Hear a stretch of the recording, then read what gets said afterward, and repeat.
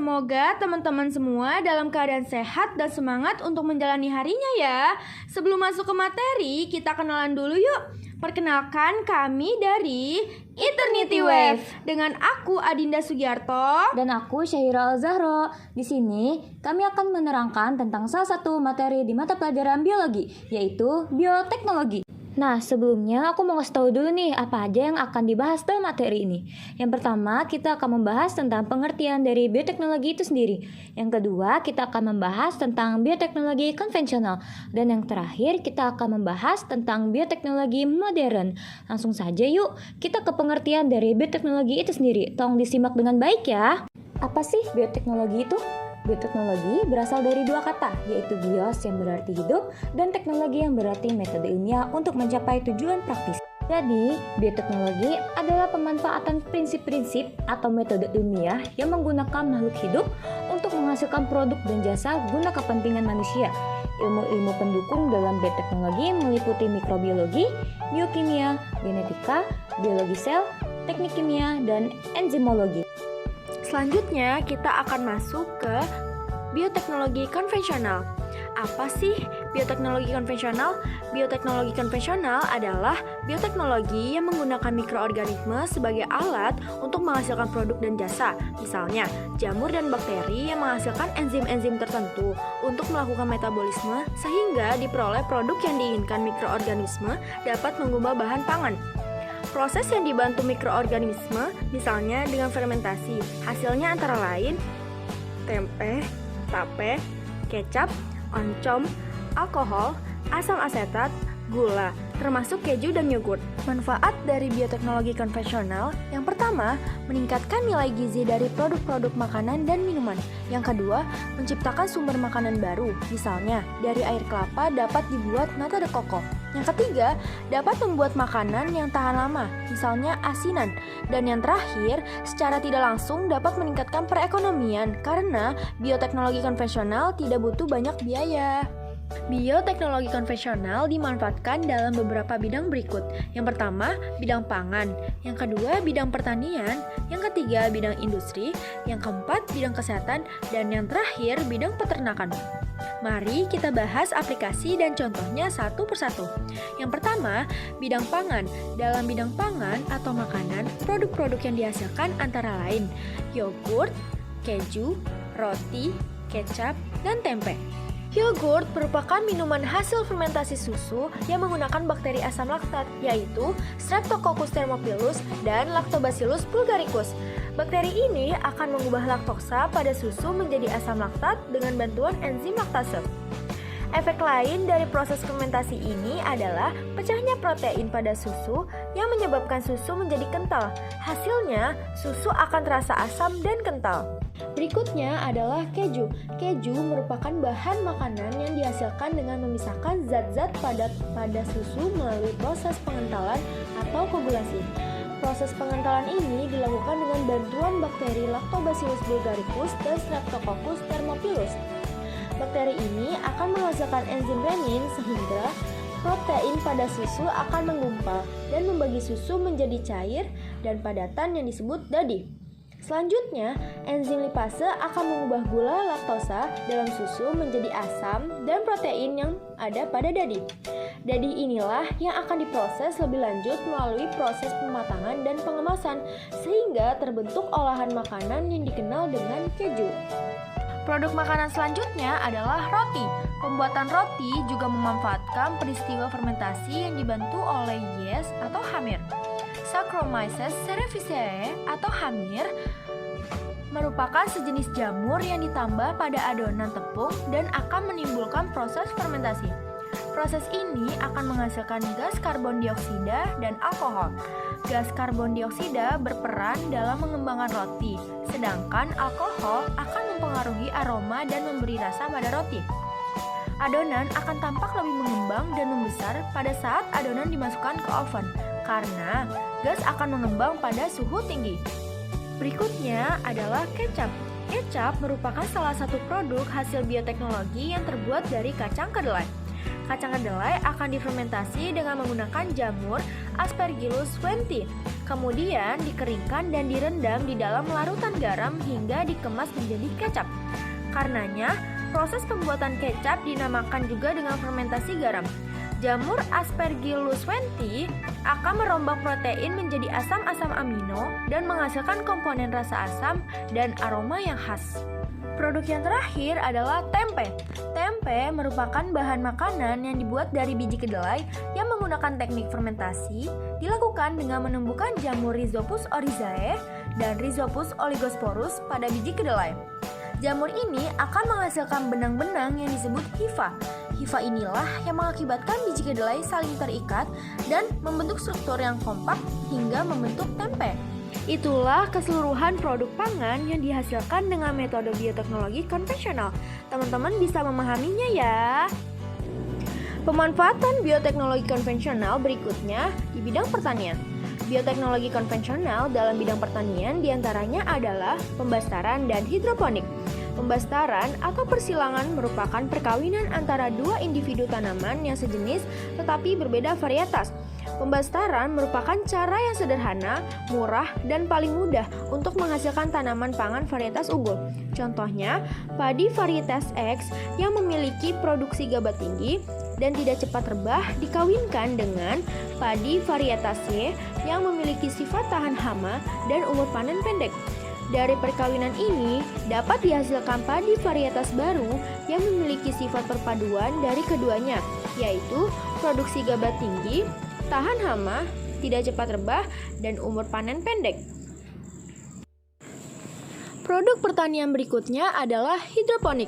Hidroponik merupakan teknik bercocok tanam tanpa menggunakan tanah sebagai media tanamnya, termasuk juga bercocok tanam di dalam pot atau wadah lainnya yang menggunakan air atau bahan yang bersifat porus seperti pasir kali, batu, kerikil, pecahan genteng, sabut kelapa, dan sebagainya.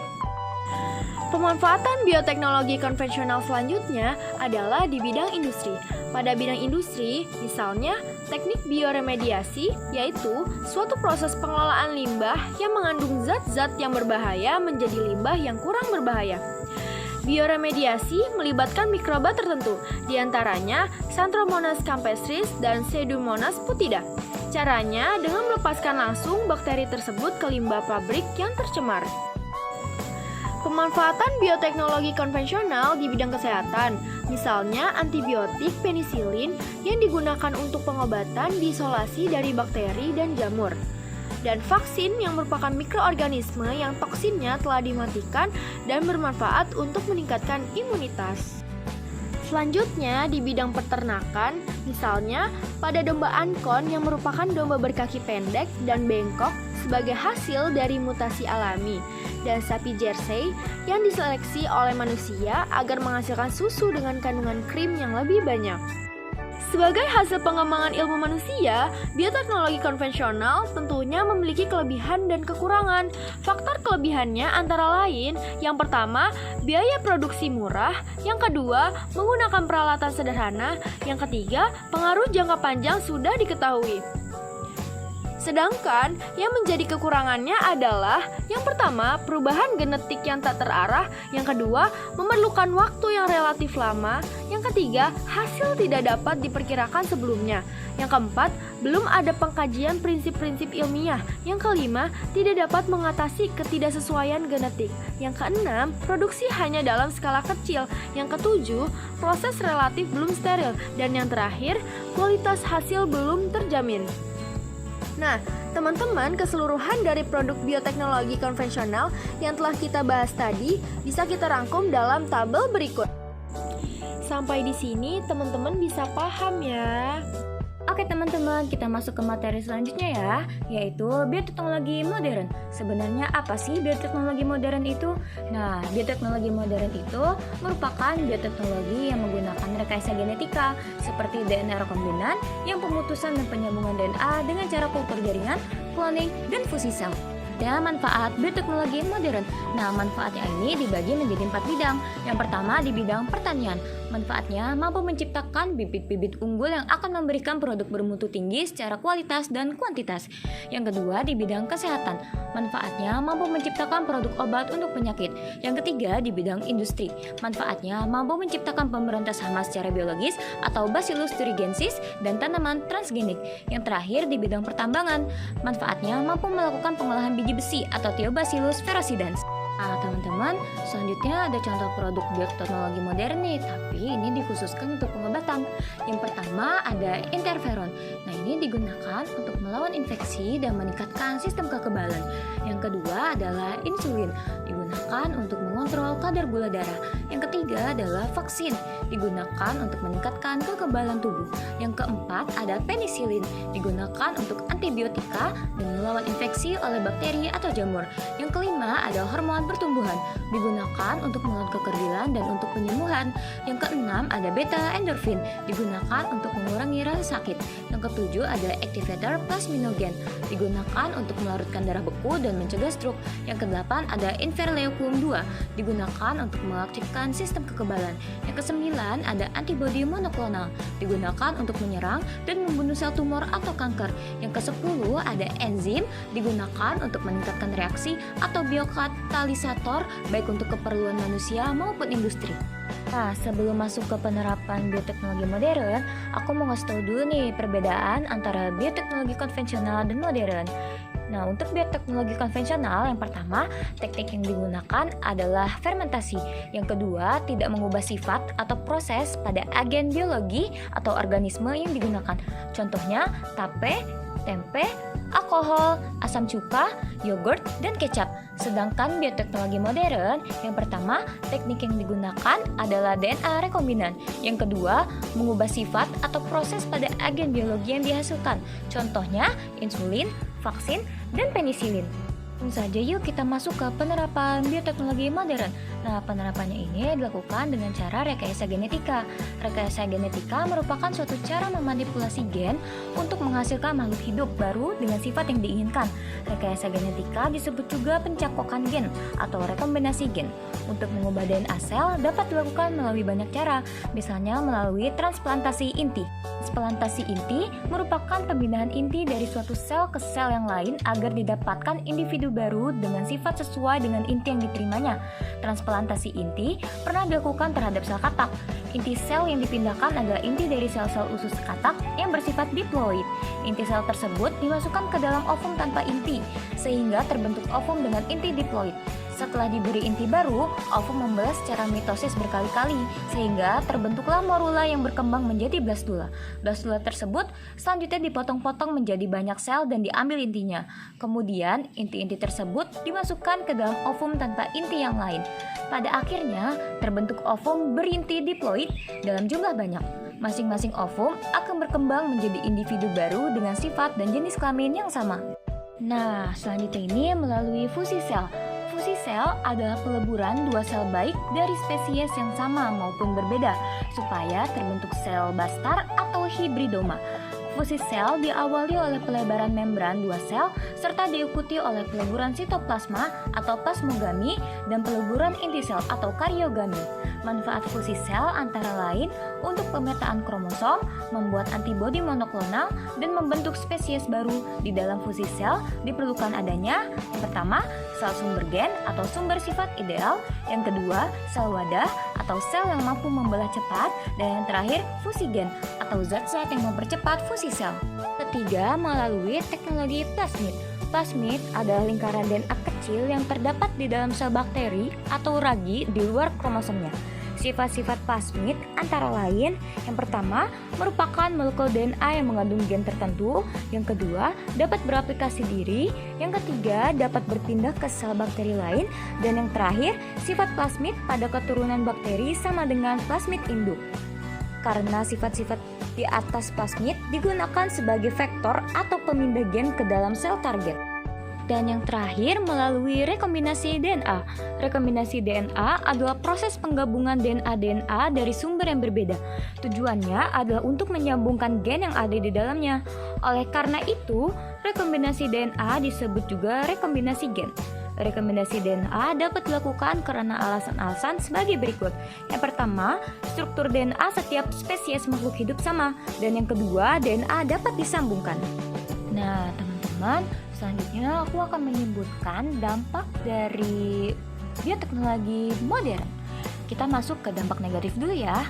Dampak negatif dari bioteknologi modern yang pertama adalah susu sapi yang telah disuntikan hormon bovine growth hormone atau sering disebut hormon pertumbuhan sapi. Hal ini disinyalir mengandung beberapa bahan kimia baru yang punya potensi bahaya bagi kesehatan manusia. Yang kedua, jagung yang telah direkayasa sebagai pakan unggas dapat menjadikan unggas tersebut mengandung genetic modified organisme yang disingkat GMO dan dikhawatirkan dapat membahayakan kesehatan manusia.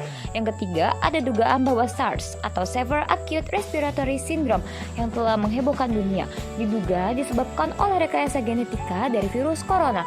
Yang keempat, pelepasan organisme transgenik ke alam dapat mengganggu keseimbangan alam dan kelestarian organisme.